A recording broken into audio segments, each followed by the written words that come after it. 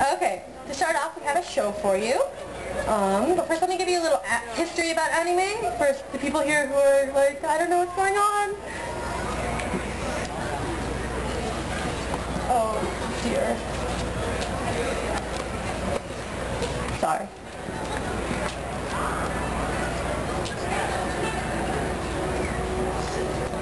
So, what is anime? Well, it's a shortening of the word animation, and it's a very Japanese-specific style. In Japan, it's a multi-billion-dollar industry, and its fans range from young children to their grandparents. So, there's anime for everybody. The first anime was debuted in 1917, and it was a little clip of a samurai testing out his new sword, but failing in entertaining ways. But anime as we know it was developed in the 1960s by a man named Osamu Tezuka. He is considered a legend in the field of anime. Has anyone ever seen Astro Boy? Yeah, that's Osamu Tezuka.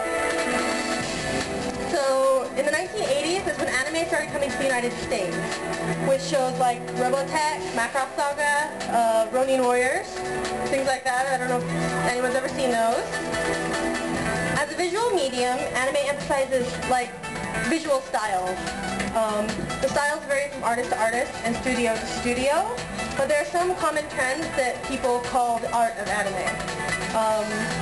Like large eyes, exaggerated features, long limbs.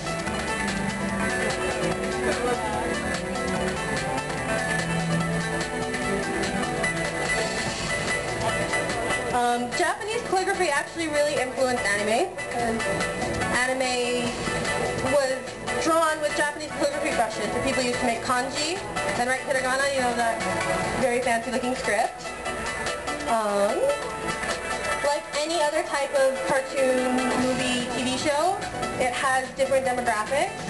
Unlike American cartoons, it's meant for people of all ages. So no matter what you like, how old you are, I'm sure there's an anime for you. A couple of terms you're going to want to know before this show is manga and cosplay. Manga is the comic book to the anime cartoon. So Superman cartoon is the anime, Superman comic book is the manga. Cosplay, like was explained earlier, is a hybrid word for costume play. And so people make costumes and they show up at festivals and conventions and they show off these costumes they spent all this time making.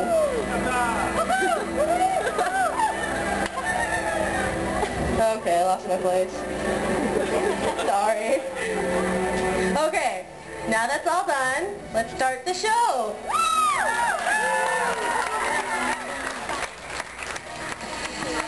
For our first costume,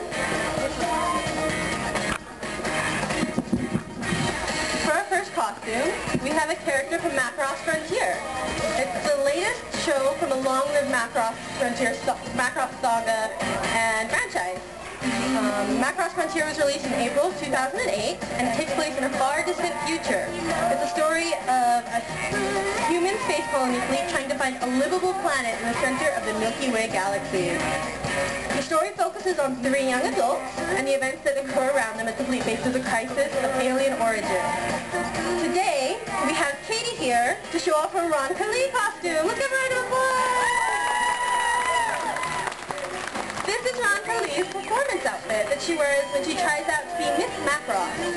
It's great for stage performances as the swishing skirt moves freely and in a really fun fashion.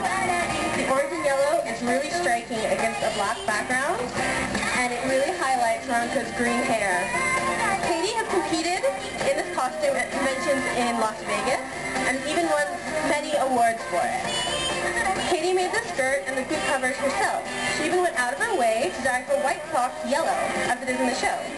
Pay attention to all the bows on the outfit. There are 12 of them in total, and there's a full yard of yellow ruffling in the skirt. Katie enjoys cosplaying as Veronica because she is short and sweet. Katie also grew up watching different Macross series and enjoys the fun in cosplaying such a well-known and beloved series.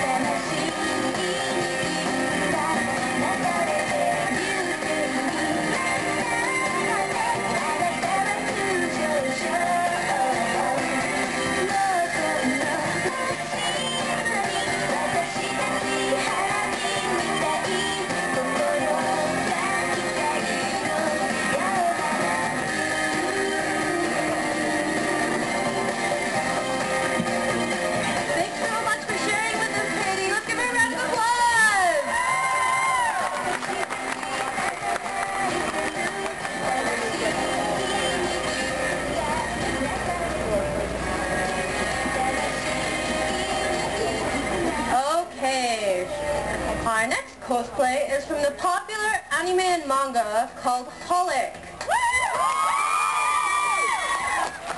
Holic is about a young teenager named Watanuki who's a high school student, and he's plagued by ghosts and spirits, and they follow him all around, and no one else can see him, and so it causes a lot of trouble. So he goes to the space-time witch Yuko Ichihara, and she tells him that she can make these spirits stop following him if he becomes a part-time worker at her shop.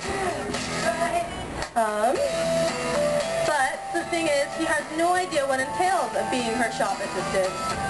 He has no idea the supernatural adventures that he would encounter at his new job. Now, here is Melissa in her fantastically detailed Yuko Ichihara costume.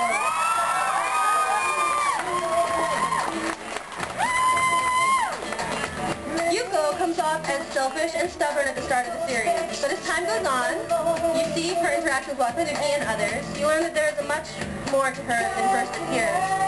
She withholds a selfless part of herself from the world. Yuko is also almost never seen in the same outfit twice.